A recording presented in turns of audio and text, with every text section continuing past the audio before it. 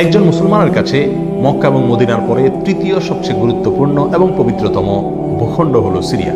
কারণ রাসূল করিম সাল্লাল্লাহু আলাইহি ওয়াসাল্লামের বহু তাৎপর্যপূর্ণ ভবিষ্যৎবাণী রয়েছে সিরিয়াকে কেন্দ্র করে। আজকের সিরিয়ার প্রাচীন এবং ঐতিহাসিক নাম ছিল শাম। এই শামকে কেন্দ্র করে যতগুলো বর্ণনা হাদিসের কিতাবসমূহে পাওয়া যায়, সেই শামের সীমানা অবশ্য আজকের সিরিয়া থেকে বেশ খানিকটা বিস্তৃত এবং বড় ছিল। সিরিয়া, জর্ডান, ফিলিস্তিন এবং লেবানন এই দেশগুলো মিলে ছিল তখনকার শাম। অবশ্য তখনকার শামের সবচেয়ে প্রধান এবং বড় অংশ যেহেতু আজকের সিরিয়ায়, সেই জন্য সিরিয়াকেই সাধারণত শাম বলা হয়। শাম বা সিরিয়ার প্রধান এবং অন্যতম বৈশিষ্ট্য হলো যুগে যুগে আল্লাহ সুবহানাহু ওয়া তাআলার পক্ষ থেকে বিভিন্ন নবী রাসূল যে সারা পৃথিবীতে এসেছেন, তাদের সবচেয়ে বড় অংশ এবং সবচেয়ে বেশি সংখ্যক নবী রাসূল এসেছেন এই শাম বা সিরিয়া। শাম বা সিরিয়া এটাই কিয়ামতের ময়দান হবে। কিয়ামতের দিন লোকেরা এখানেই সমবেত হতে থাকবে। এর বাইরেও শাম বা সিরিয়া প্রসঙ্গে রাসূল করিম সাল্লাল্লাহু আলাইহি ওয়াসাল্লামের আরো অনেক গুরুত্বপূর্ণ মন্তব্য এবং বক্তব্য রয়েছে। সামান্য কয়েকটি বক্তব্য আজ আপনাদের সম্মুখে আমরা পেশ করতে চাই। তার মধ্যে এক নম্বর হলো সহিহ বুখারীতে বর্ণিত হয়েছে, নবী আলাইহিস সালাম বলেছেন, লা তাযালু তায়ফাতুম মিন উম্মতি মানসুরিন লা ইয়াদুররুহুম মান খাযালাহুম হাত্তা তাকুমাস সাআ। অর্থাৎ আমার উম্মতের মধ্যে একটা বিশেষ শ্রেণী, বিশেষ কিছু লোক থাকবে, একটা দল থাকবে যারা সত্যের পক্ষে লড়াই করতে থাকবে, আল্লাহর সাহায্য তাদের সঙ্গে থাকবে এবং তারা এই সত্যের পক্ষের লড়াইকে অব্যাহত রাখবে কিয়ামত কায়েম হওয়া পর্যন্ত। তাদেরকে যারা পর্যদস্ত করতে চায়, অপমান করতে চায়, ক্ষতি করতে চায়, তাদের কেউই তাদের কোনো ক্ষতি করতে পারবে না। এই হাদিসে নবী আলাইহিস সালাম যে দলটির কথা বলেছেন, যারা সাহায্য প্রাপ্ত হবেন আল্লাহর পক্ষ থেকে এবং যারা অটল অবিচল থাকবেন সত্যের উপরে কিয়ামত পর্যন্ত, যাদেরকে কেউ অপদস্থ করতে পারবে না, সেই দলটি কারা এবং তাদের অবস্থান কোথায় হবে, এই প্রসঙ্গে সহিহ বুখারীতে নবী আলাইহিস সালামের একাধিক সাহাবায়ে কেরামের মন্তব্য রয়েছে, যারা বলেছেন যে এখানে যেই দলটির কথা বলা হয়েছে তারা হলেন সিরিয়ায় অবস্থানকারী হবেন এবং এটা হবে কিয়ামতের ঠিক আগ মুহূর্তে। তাবরানির এক বর্ণনা নবী আলাইহিস সালাম নিজেও বলেছেন, আল্লাহ সাহায্যপ্রাপ্ত সেই দলটি থাকবে সিরিয়ায় বা শামে। সিরিয়া প্রসঙ্গে দ্বিতীয় হাদিসটি বর্ণিত হয়েছে সহিহ বুখারীতে।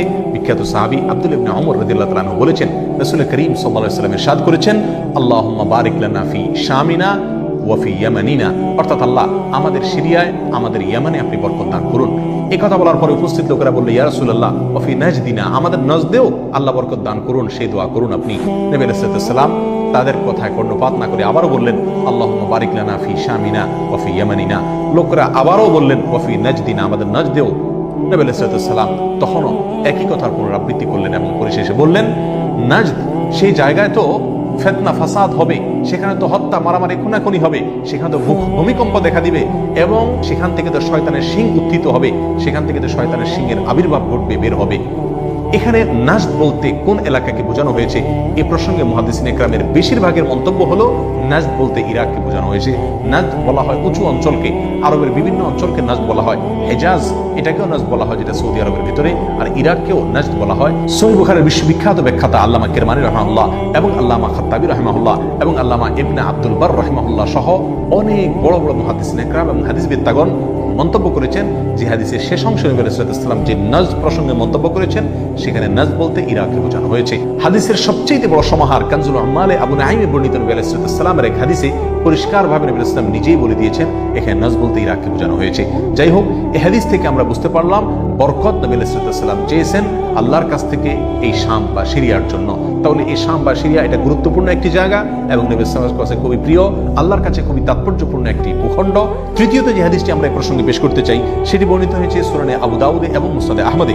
নবী আলাইহিস সালাম থেকে বর্ণনা করেছেন আব্দুল্লাহ ইবনে হাওয়ালা রাদিয়াল্লাহু তাআলা আনহু, তিনি বলেন যে রাসূল করিম সাল্লাল্লাহু আলাইহি ওয়াসাল্লাম আমাকে বলেছেন, দেখো যখন তুমি দেখবে যে খেলাফত পবিত্র ভূমিতে অবতরণ করেছে, নেমেছে, এসেছে, প্রতিষ্ঠিত হয়েছে, তখন তুমি ধরে নিবে যে কিয়ামত খুবই সন্নিকটে এসে গেছে।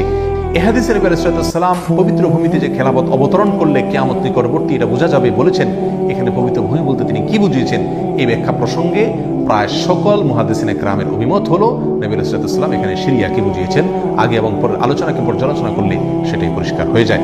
সিরিয়া প্রসঙ্গে চতুর্থ যে হাদিসটি আমরা পেশ করতে চাই, সেটি সুনান তিরমিজিতে বর্ণিত হয়েছে। সেই হাদিস থেকে বোঝা যায় নবী আলাইহিস সালাম সিরিয়াকে গোটা মুসলিম বিশ্বের জন্য হৃৎপিণ্ড হিসেবে অভিহিত করেছেন, মন্তব্য করেছেন। তিনি বলেছেন, সিরিয়ার লোকেরা যখন খারাপ হয়ে যাবে, মন্দ এবং খারাপ দিক যখন সিরিয়ার লোকদেরকে গ্রাস করবে, ছেয়ে যাবে, তখন তোমরা ধরে নিবে পৃথিবীর কোনো জায়গায় আর কোনো ভূখণ্ডে মুসলমানদের মধ্যে আর কোনো কল্যাণ অবশিষ্ট নেই। অর্থাৎ হৃৎপিণ্ডের মতো সিরিয়ার মানুষের মধ্যে যখন পচন ধরবে তখন গোটা দেহে, গোটা মুসলিম বিশ্বের মধ্যেই পচন তার আগেই ধরে গেছে, এটা পরিষ্কারভাবে বোঝা যাবে। হাদিস থেকেও সিরিয়া অত্যন্ত গুরুত্বপূর্ণ ভূখণ্ড, সেটা পরিষ্কারভাবে আমরা বুঝতে পারি। সিরিয়া প্রসঙ্গে 5 নম্বর হাদিসটি বর্ণনা করেছেন আবু হুরায়রা রাদিয়াল্লাহু তাআলা আনহু, আর এটি বর্ণিত হয়েছে সুনান ইবনে মাজাহ। নবী আলাইহিস সালাম বলেছেন, একটা সময় আসবে যখন গোটা বিশ্বে বড় বড় যুদ্ধ বিগ্রহ সংগঠিত হবে, বিশ্বজুড়ে যখন বড় বড় যুদ্ধ দেখা দিবে, তখন মাওয়ালিদের অর্থাৎ নওমুসলিমদের একটি দল আল্লাহর পক্ষে, সত্যের পক্ষে, আল্লাহর দ্বীনের জন্য লড়াই করতে থাকবে এবং তখনকার আধুনিক যত অস্ত্রশস্ত্র এগুলিতে তারা সজ্জিত থাকবেন এবং সত্যের পক্ষে লড়াই করতে থাকবেন। তাহলে চরম সংকটময় পরিস্থিতিতে আল্লাহ সুবহানাহু ওয়া তাআলার একটা বিশেষ সাহায্য এবং অনুগ্রহ আমরা দেখতে পাচ্ছি, আর সেটা অবতীর্ণ হবে, সেটা নাজিল হবে এই সিরিয়ার দামেস্ক নামক শহরে। নাম্বার 6, সিরিয়া প্রসঙ্গে নবী আলাইহিস সালামের আরেকটি তাৎপর্যপূর্ণ ভবিষ্যদ্বাণী রয়েছে, যেটি বর্ণিত হয়েছে সহিহ মুসলিমে। বর্ণনা করেছেন সাহাবী নওয়াস ইবনে সুবহান রাদিয়াল্লাহু তাআলা আনহু। তিনি বলেছেন, নবী আলাইহিস সালাম একবার দাজ্জাল প্রসঙ্গে দীর্ঘ এবং বিশদ আলোচনা করলেন। একটা পর্যায়ে এসে তিনি বললেন, কিয়ামতের পূর্বে আল্লাহর নবী ঈসা আলাইহিস সালাম যে আসমান থেকে অবতরণ করবেন পৃথিবীতে, তিনি অবতরণ করবেন মূলত সিরিয়ার দামেস্ক নামক শহরের, বর্তমান যে রাজধানী সেই দামেস্ক শহরের পূর্ব অঞ্চলের একটি উঁচু এবং সাদা মিনারায় তিনি অবতরণ করে দুনিয়াতে আসবেন। এসে সারা পৃথিবী জুড়ে তাণ্ডব চালানো দাজ্জালের বিরুদ্ধে তিনি লড়াই করবেন এবং সিরিয়ার এই লুদ নামক জায়গায় তিনি দাজ্জালকে হত্যা করবেন। একজন মুসলমানের কাছে যে সিরিয়ার ভূখণ্ডটি অত্যন্ত তাৎপর্যপূর্ণ তা পরিষ্কারভাবে হাদিসের মাধ্যমে ফুটে ওঠে। নাম্বার 7, তিরমিজি বর্ণিত এক হাদিসে আসছেন, নবী আলাইহিস সালাম ইরশাদ করেছেন, কিয়ামতের পূর্বে ইয়ামানের হাজরামাউত নামক শহরে সেখানে আগ্নোৎপাত দেখা দিবে, আগ্নেয়গিরি দেখা দিবে এবং সে আগুন মানুষকে ধাওয়া করতে থাকবে। সেই পরিস্থিতি আসলে কিয়ামতের ঠিক পূর্ব মুহূর্তে আমরা কি করব, এই প্রসঙ্গে সাহাবায়ে কেরাম নবী আলাইহিস সালামের কাছে দিক নির্দেশনা চাইলে তিনি বললেন, আলাইকুম বিশাম, তোমরা শাম বা সিরিয়ায় গিয়ে আশ্রয় নিবে। অন্য এক হাদিসে আসছেন, নবী আলাইহিস সালাম বলেছেন, একটা সময় আসবে যখন 3টা জায়গায় একসঙ্গে যুদ্ধ চলবে, সিরিয়ায় এবং ইয়ামানে এবং ইরাকে। একজন সাহাবী প্রশ্ন করলেন, ইয়া রাসূলুল্লাহ, আমাকে ওই সময় আপনি কোন পক্ষের হয়ে লড়াই করার জন্য নির্দেশ করবেন? নবী আলাইহিস সালাম বলেছেন, তুমি শামের হয়ে অর্থাৎ সিরিয়ার হয়ে তুমি লড়াই করবে, আর যদি সিরিয়া হয়ে লড়াই করার সামর্থ্য তোমার না থাকে তাহলে ইয়ামানের পক্ষ তুমি অবলম্বন করবে। এই হাদিসে একেবারে পরিষ্কারভাবে সিরিয়ার গুরুত্ব এবং তাৎপর্য আমাদের কাছে ফুটিয়ে তুলছে। নাম্বার 8, মুসনাদ আহমদ সহ বহু হাদিসের কিতাবে বর্ণিত হয়েছে, কিয়ামতের পূর্বে যে আগ্নেয়গিরি দেখা যাবে, যে আগ্নোৎপাত দেখা দিবে, সে আগুন মানুষকে ধাওয়া করতে থাকবে এবং সারা পৃথিবীর মানুষকে ধাওয়া করতে করতে করতে একটা জায়গায় একত্রিত করবে, আর সেটি হলো সিরিয়া। নবী আলাইহিস সালামের ভাষায় আরদুল মাহশারি ওয়াল মানশার, অর্থাৎ সিরিয়াই হবে কিয়ামতের ময়দান। কিয়ামতের সময় সারা পৃথিবী থেকে মানুষ সমবেত হয়ে এই সিরিয়াতেই একত্রিত হতে থাকবে। নাম্বার 9, নবী আলাইহিস সালাম আরেক হাদিসে বলেছেন, মালায়েকাতুল্লাহি বাসিদু আজনিহাতাহুম আলা শাম, আল্লাহর ফেরেশতাগণ সিরিয়ার উপরে তাদের ডানাকে ছেয়ে আছেন অথবা ছেয়ে থাকবেন। এই হাদিস থেকেও শাম বা সিরিয়ার গুরুত্ব করে পরিষ্কারভাবে ফুটে ওঠে। নাম্বার 10, এক হাদিসে আসছেন, নবী আলাইহিস সালাম তার এক স্বপ্নের বিবরণ দিতে গিয়ে বলছেন যে, আমি একবার শুয়েছিলাম, দেখলাম আমার মাথার নিচ থেকে আল্লাহর কিতাবকে ছিনিয়ে নিয়ে যাওয়া হলো এবং সেটাকে যখন নিয়ে যাওয়া হচ্ছে আমি তাকিয়ে থাকলাম কোথায় নিয়ে যাওয়া হচ্ছে। দেখলাম যে একটা আলোক রশ্মি চলে যাচ্ছে এবং যেতে যেতে সিরিয়ার ভূমি পর্যন্ত সেটা চলে গেল এবং সেখানে গিয়ে অবতরণ করলো। এরপর নবী আলাইহিস সালাম বললেন, আলা ইন্নাল ঈমানা ইযা ওয়াকাআতিল ফিতানু বিশাম, অর্থাৎ যখন সারা পৃথিবীতে ফিতনা ফাসাদ ছেয়ে যাবে তখন ঈমানের ঠিকানা হবে সিরিয়ায়, আর ঈমানদারদের আশ্রয়স্থল হবে, শেষ ভরসা হবে সিরিয়া।